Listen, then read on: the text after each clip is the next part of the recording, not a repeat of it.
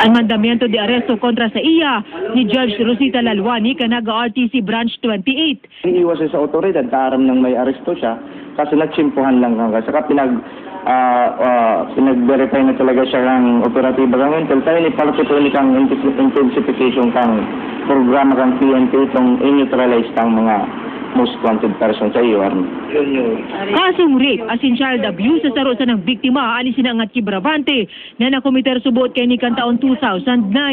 May piyansang 200,000 pesos ang kasong child abuse, alagad mayong piyansa sa kasong rape. Pahimuti kan suspect sa akusasyon. Iko po nga ni Arang. Ano na yung araw? 2009 po, 2007 po ako nag-alibig. Nag-alibig din na ano? Nagtrabaho po ko sa Maynila. Sabi ko pa malam po, di ko po nga niya kung sisi may araw. No, sumikomplainan po. Si Bravante, ani kalimang most wanted Canaga City Police Office Substation 2. Pursigido ang kapupulisan kan Hepatura na maubos ang haloy ng nasa listahan kan sa indang most wanted ngunya na taon. Mga paratinda ni Burak nagbutwaan na bisperas kan Valentine's Day aramon sa pagpapatrol ni Eric Bago kung saan marahay magbakal nin panregalong Burak para sa espesyal na agdaw na ini. Wala to nan-order nin Burak sa flower shop na ini para sa selebrasyon kan mga puso sa aga. May mga taga-Sorsogon na digdi naman nag-order. Hulit ang mahal ang supply kan mga Burak dahilan sa dakulang demand sa aga, ang presyo nagkaigwa naman ng paglangkaw. Ang tulong pidaso ng bouquet na rosa sa inda, 500 pesos sundo 600 pesos. 1,200 pesos man ang presyo kan anong na pidaso ng rosas. 1,500 ang sarong dosena ng rosas asin 2,500 kung maniba-ibang Burak ang gagamiton. This one is sinamay. Ito sinamay. This one is floral. This is fiber mat. And this one also is sinamay.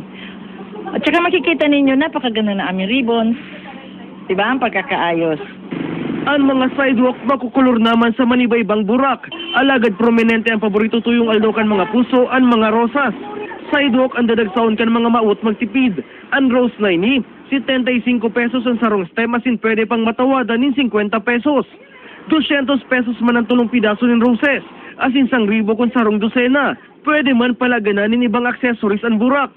Actually, ang presyoan ng ngunyan pa na 30 po, 70 pesos. Pero pag mga estudyante na po magbabarakal, 50. Para can afford naman nila kahit pa paano.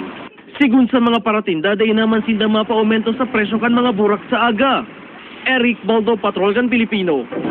Masunod, pagbalyong terminal sa Naga ka namamasadang vans na may biyaheng daet Naga Piga Agrangay. Leprosy Control Week nagsikad na.